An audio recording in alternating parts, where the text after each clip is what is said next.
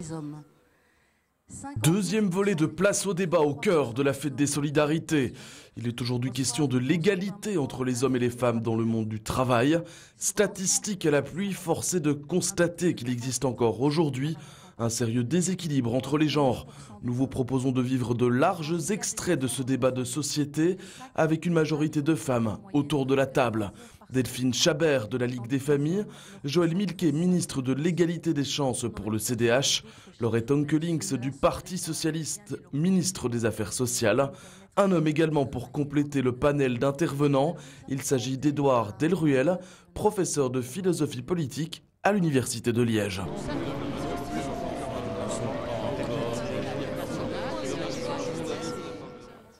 Alors c'est une phrase, on n'attend pas l'avenir comme on attend un train, on le fait. Oui, c'est une phrase que j'aime beaucoup, qui pourrait s'adapter à beaucoup de sujets, bien entendu, mais je la trouvais vraiment intéressante pour le sujet qui nous occupe aujourd'hui, parce que ça veut dire une chose importante pour moi, qui est que l'égalité entre les hommes et les femmes dans le travail, et pas que dans le travail d'ailleurs, ça ne va pas se passer tout seul. Ce n'est pas un train qui va nous passer sous le nez et hop, on va arriver à une société égalitaire. L'égalité homme-femme dans le travail, ça doit se construire, ça doit se vouloir, et c'est une question, à mon sens, de volonté individuelle, puisque chacun, chacune, les hommes et les femmes, on peut faire quelque chose pour avancer vers cette égalité.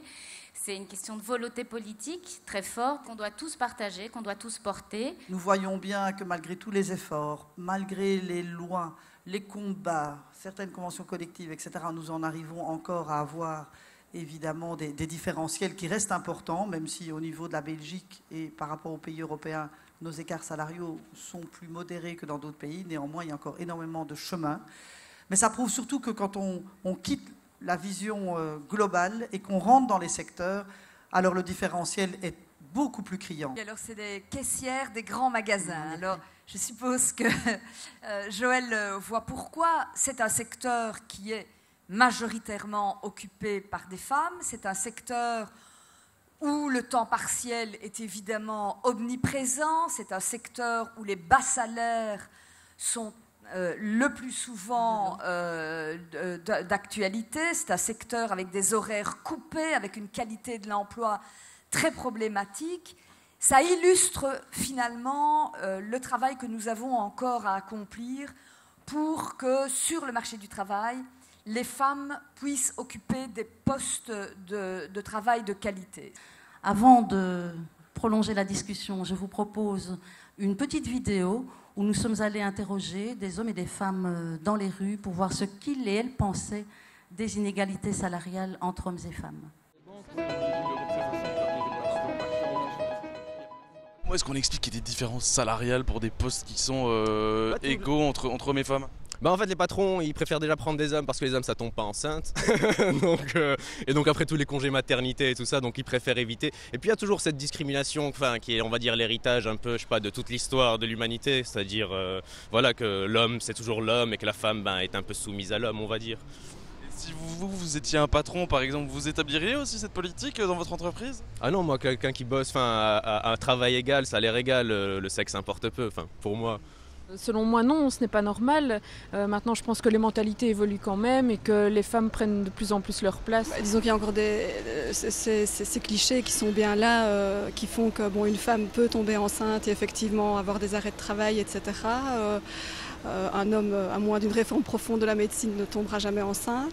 Je dirais à l'heure actuelle, les femmes font les mêmes boulots que les hommes et vice-versa. Et oui, il y a encore beaucoup de discrimination, donc moi je ne l'explique pas, je trouve pas ça normal. Mais... Non, je trouve que les femmes ne sont pas encore l'égale de l'homme dans le niveau du travail.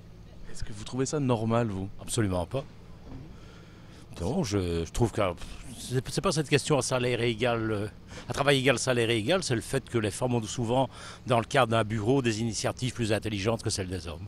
Comment est-ce que vous expliquez qu'on en soit encore dans une politique de grand écart entre les hommes et les femmes au point de vue salarial et au point de vue aussi responsabilité, il faut le dire.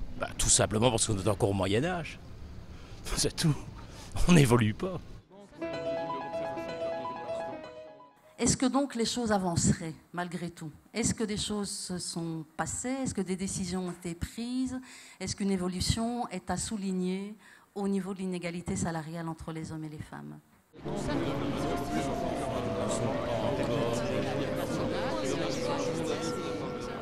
Les choses avancent, oui, elles avancent.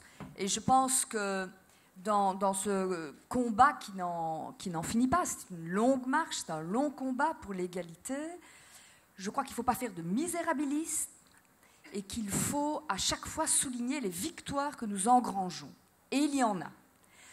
Quand vous voyez l'écart salarial, vous constatez que les différences entre hommes et femmes dans un pays comme la Belgique, les écarts diminuent. Donc c'est une bonne chose et il faut le souligner, il faut en être fier, il faut être content de ça.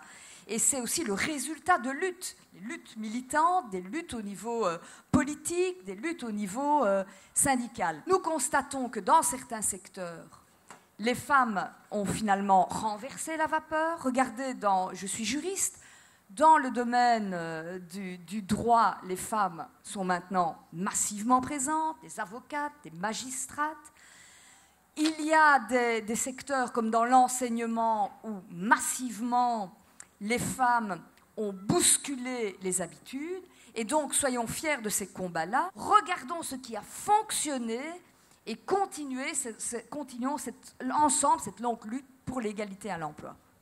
Il y a quand même, dans des secteurs d'emploi plus courants, où une majorité de la population féminine travaille, ou simplement une majorité de travailleurs et de travailleuses sont occupés, des situations où on voit bien que la différence salariale s'explique aussi par des choses très subtiles, notamment dans la classification des fonctions. On appelle réassortisseuse ou manutentionnaire, c'est quasiment le même boulot dans les grands magasins, c'est pas le même salaire. Est-ce qu'il y a des choses à faire sur ce plan-là, Joël Milquet ?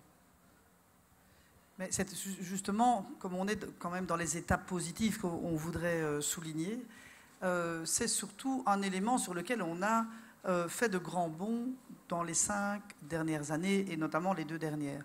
Parce qu'un des grands combats que nous avions, c'était justement pour éviter cette problématique, au-delà du bilan social où l'on demandait que l'on puisse au moins pouvoir dissocier par genre les salaires pour que les gens se rendent compte, parce que tant qu'on ne le voit pas concrètement, même au niveau d'une entreprise, on ne réalise pas. Parfois, il y a des gens qui seraient prêts à avoir un autre type de politique salariale, ils ne sont même pas conscients des différences qui sont là. Donc déjà, avoir obtenu que l'on puisse désormais ventiler selon le genre les salaires dans le bilan social, ça permettra évidemment tant au niveau micro que macro d'avoir un affinement des chiffres et dès lors des prises de conscience plus importantes. Mais on a obtenu, par cette loi qu'on avait vraiment appelée de nos voeux et pour laquelle on s'est beaucoup battu pendant longtemps, on a enfin une législation qui oblige à cette classification de fonctions au niveau sectoriel. Ça veut dire que maintenant c'est une obligation. Et c'est fondamental cette classification de fonctions, tant et avant tout pour les hommes et les femmes, mais ça aidera aussi pour d'autres discriminations, notamment des personnes d'origine étrangère également. Et 2, on oblige aussi à prendre au niveau interprofessionnel des mesures désormais pour lutter contre l'écart salarial à partir de cette loi. Édouard Delruel, il y a un outil qui vient d'être rendu public, auquel vous avez contribué dans une autre vie avant le 30 juin, qui est le monitoring socio-économique.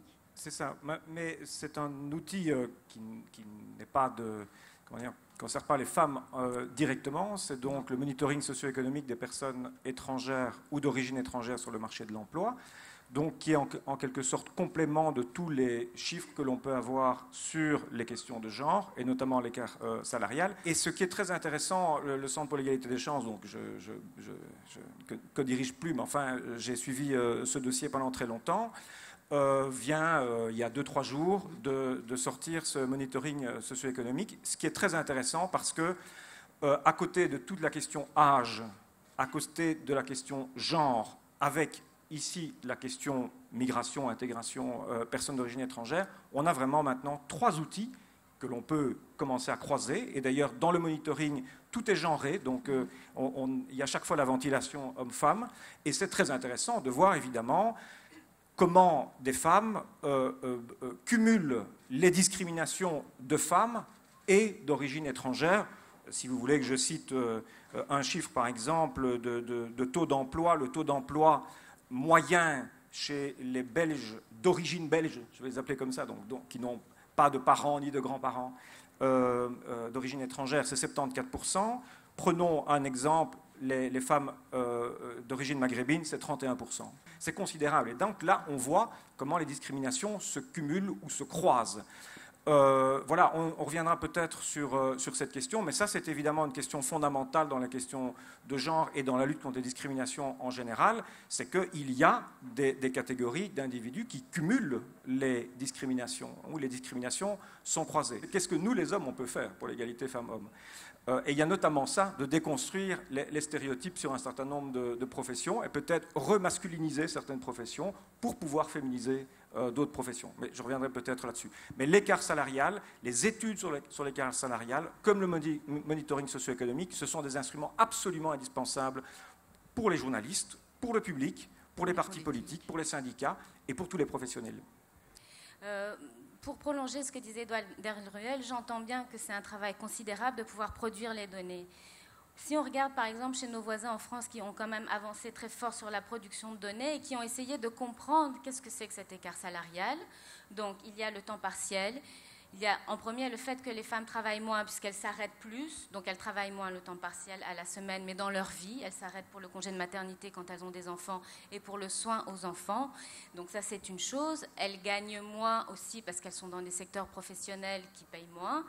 L'emploi féminin se concentre en gros sur 6 secteurs professionnels, le social est essentiellement, quand l'emploi masculin se disperse justement sur 15 secteurs professionnels, donc il y a un plus grand choix et des secteurs qui payent mieux. Elles sont aussi dans des postes à plus haute responsabilité qui sont plus rémunérateurs, donc ça c'est ce qui explique en gros l'écart de salaire.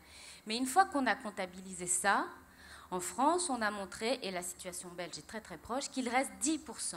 10% inexpliqués. Ces 10%, c'est quoi ? C'est la discrimination. C'est que des femmes gagnent en gros un quart de moins que leur salaire uniquement parce qu'elles sont femmes. On a une loi, on a un cadre légal sur l'égalité salariale, à travail égal, salaire égal. Certaines entreprises ne l'appliquent pas. Donc là, je pense qu'il faut être sévère, il faut sanctionner, il faut punir. Hélas, ce n'est pas un plaisir, mais je ne crois pas qu'on fera l'économie de la sanction et de politiques un peu plus coercitives. Je vous propose maintenant d'entendre une interview de Christine Mailly, qui est la présidente du réseau wallon de lutte contre la pauvreté et qui va aborder plus directement les questions liées à la précarité et à l'exclusion du monde de l'emploi, du monde du travail des femmes.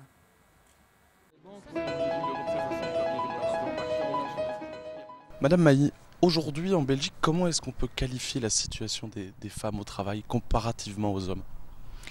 Je pense que la réalité a progressé légèrement en termes de possibilités pour les femmes d'arriver au travail, mais aujourd'hui les questions de réforme, d'allocation de chômage, etc. sont problématiques parce qu'elles mettent une pression intense sur n'importe quel chômeur, qu'il soit homme ou femme, mais sur les femmes évidemment en particulier, puisque la pression est très forte à accepter n'importe quel emploi, dans n'importe quelle condition, pour n'importe quelle durée et pour n'importe quel revenu à la clé. Citez les 4 éléments clés, les 4 propositions qui vous semblent indispensables, vous ? Oui, donc les services, l'accès aux services. Alors c'est un accès, je dis bien, en termes de temps, endroit, mobilité et finances, c'est très important. L'accès à de la formation pour les femmes sans réduire les femmes aux rôles subalternes qui sont liés à l'entretien, etc., ou garde d'enfants, mais en pouvoir ouvrir l'horizon sur ce qu'elles ont envie de faire. Autre élément, c'est de savoir que les femmes sont potentiellement des acteurs du développement économique et qu'elles ont toute raison de pouvoir y être. Et la restructuration des salaires, c'est-à-dire absolument revoir les salaires à la hausse. Et quand moi je dis salaire à la hausse, ce n'est ni en réduisant la sécurité sociale, ni en s'attaquant aux chômeurs, aux bénéficiaires du risque, etc. Donc je pense que le gouvernement devrait prendre sa copie et revoir quasiment les choses parce que je pense qu'il prend le chemin à l'envers. Je pense qu'améliorer les conditions de vie des femmes aujourd'hui, c'est faire confiance dans le fait que les femmes sont des actrices potentielles dans une société et qu'elles sont actrices potentielles à pouvoir non seulement bien gérer leurs conditions de vie, mais aussi à s'investir pour la collectivité, donc participer au développement social, économique, politique d'une société. Mais pour ça, il faut effectivement donc toucher à tous les éléments précédents que je nommais. Voilà, la question, évidemment, elle est incontournable, particulièrement pour les 2 femmes politiques qui sont ici. De fait, une partie importante des femmes demandeuses d'emploi sont, par exemple, cohabitantes. 59% des cohabitants sont des femmes. 46% des femmes demandeuses d'emploi sont des cohabitantes. On est donc à une femme sur deux qui a un statut de cohabitante. C'est évidemment le statut le moins protégé en termes de taux d'allocation de chômage, en termes de durée de droit à ces allocations de chômage. C'est aussi ça, la réforme des allocations d'insertion. Donc clairement, les femmes sont beaucoup plus touchées. Bon, cette réforme touche tous les demandeurs d'emploi et elle touche plus particulièrement les femmes encore. C'est un peu une contradiction dans il y a du progrès, il y a des choses qui vont mieux, mais il y a cette situation-là qui concerne un pourcentage important de la population.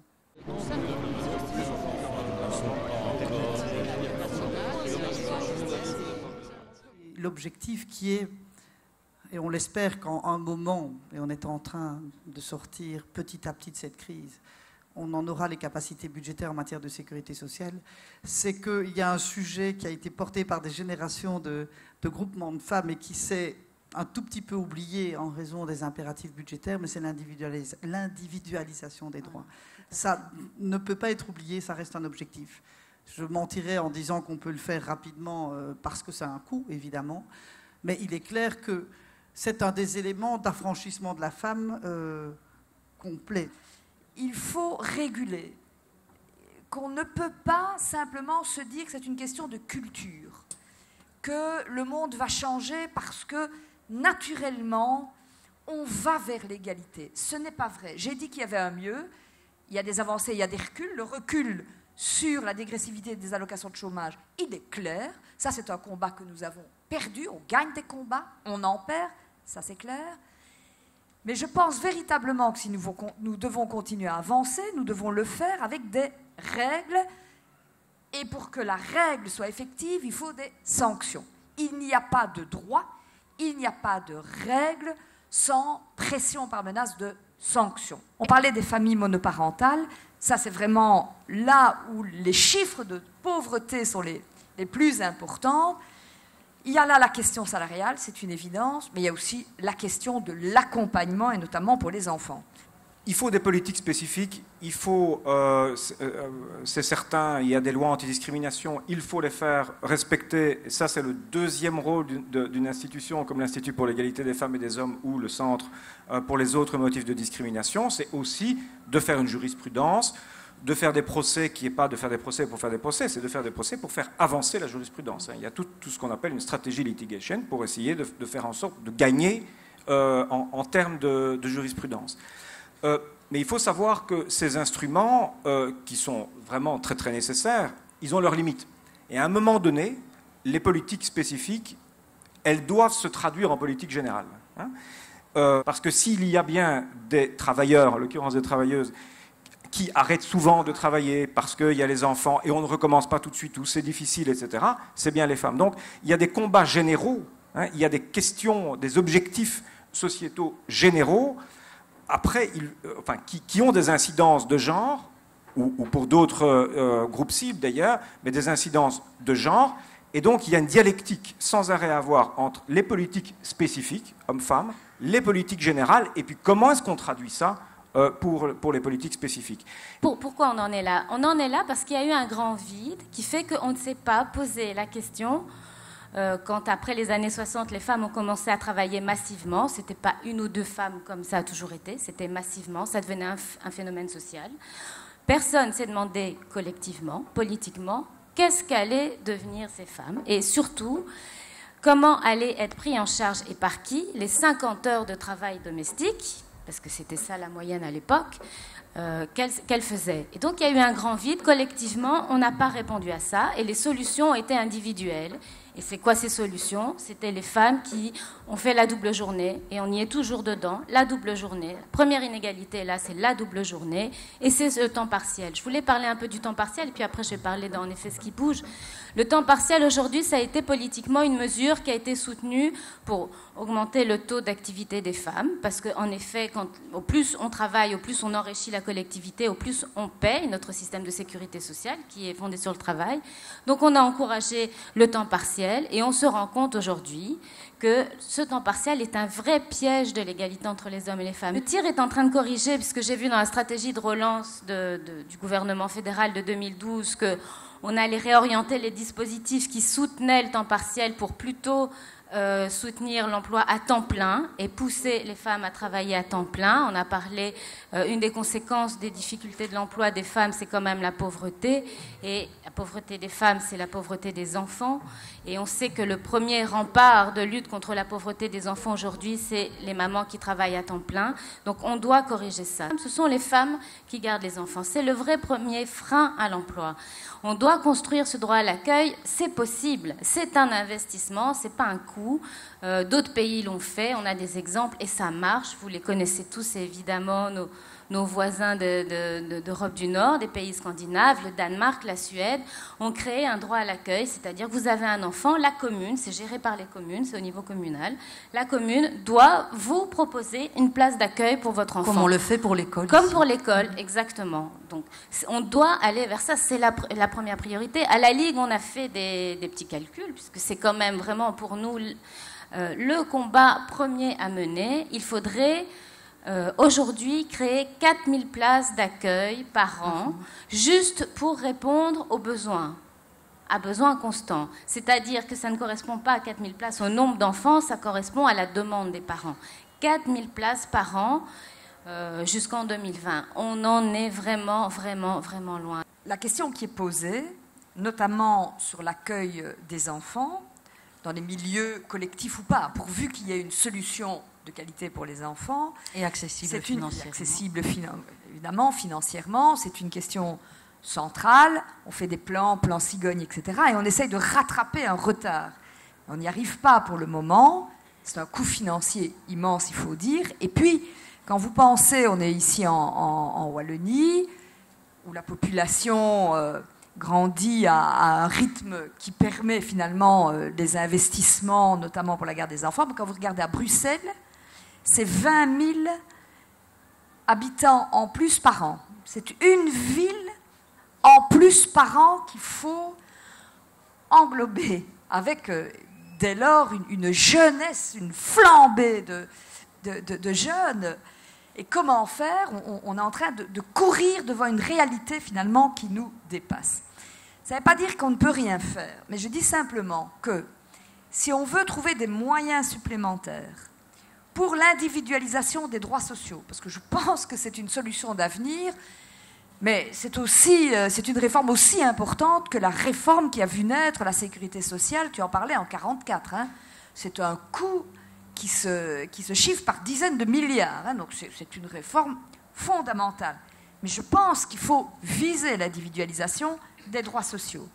Si on veut qu'il y ait une solution pour chaque enfant, alors il faut revoir totalement la manière dont est financée la sécurité sociale. Sinon, on n'y arrivera pas. On n'y arrivera pas.